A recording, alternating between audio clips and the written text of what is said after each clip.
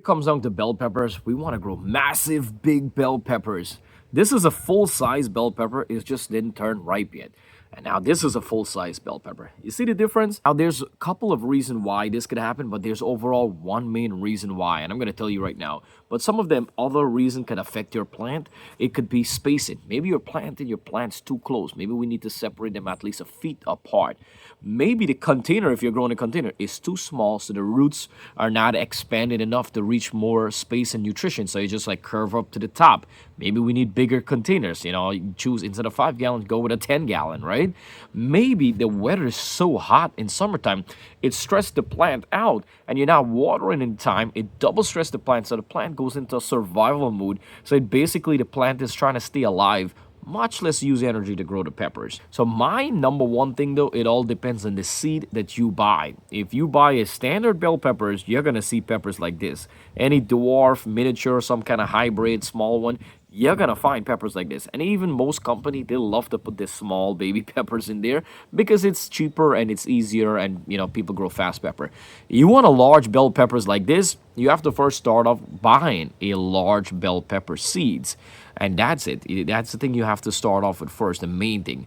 You can't expect to buy a small pepper and want it to grow like this size. No matter how much fertilizer or space or water you do, the bell pepper will not pass its original size. We're in wintertime in Long Island, New York, and the first mistake that I make, and I want to share it with you guys, is that I leave my peppers to be outside below 40 degrees, and that's a problem. If you're coming out to wintertime, if the weather drops below 40 degrees, your plant could be in danger. It could destroy your plants, and I'm going to show you right now how the leaf's going to look.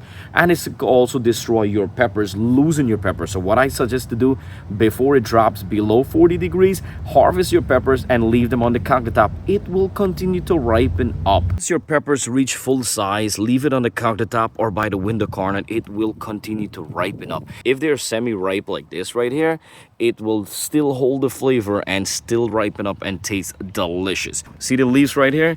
It's faded the color, and soon it's gonna become like yellow and brown and stuff like that. But you can see the plant is done. Once all your leaves dried up, the plant is basically done. And the other problem we have to watch out when it's under 40, see, like right here, it's gonna start getting soft. If I press this a little hard, look, it breaking right there. But the other side is good. It's not even sunburn or anything. It's just literally from the cold. So what I suggest to do is to harvest all of them and just place them on your countertop. If you got a window corner, you could would get good sun. Look at the difference right here. You can see how it's getting soft right there. That's the problem. So I'm late right here. I'm definitely late, with the temperature. Did not expect the temperature to drop that insane, to be honest to you. But look at the size of them though. Size of this one right here. Wow, look at that. Handful of pepper. We got a bunch of bell peppers from about 6 plants, which is not bad. But you can see this right here. Look at the color change and how beautiful it is right here. Harvest, I'm gonna leave it on the countertop. We could eat this green or we could eat this ripe. It's up to you. You could eat it raw or you could stir fry. And if a pepper is red and fully ripe that you have, you could always cut it and get the seed inside and save those seeds for next year. They will last about 3 to 5 years, depends how you store them. All right, thank you so much for watching GreenTGarden. Any question, comment below. And I gotta tell you, if you never grew bell peppers in your home before a garden and you bought the store one, this is a big difference. The smell, the flavor, the taste, the texture, every single thing of a backyard garden bell peppers is 20 million times better than the store one. I'm telling you something. When I cook and I add a piece of this, it flavors to the max. If you start frying chicken, cut up a couple pieces of slice and put it in your chicken. Delicious. All right, thank you so much, and don't forget, if you're new, subscribe. It's 100% free.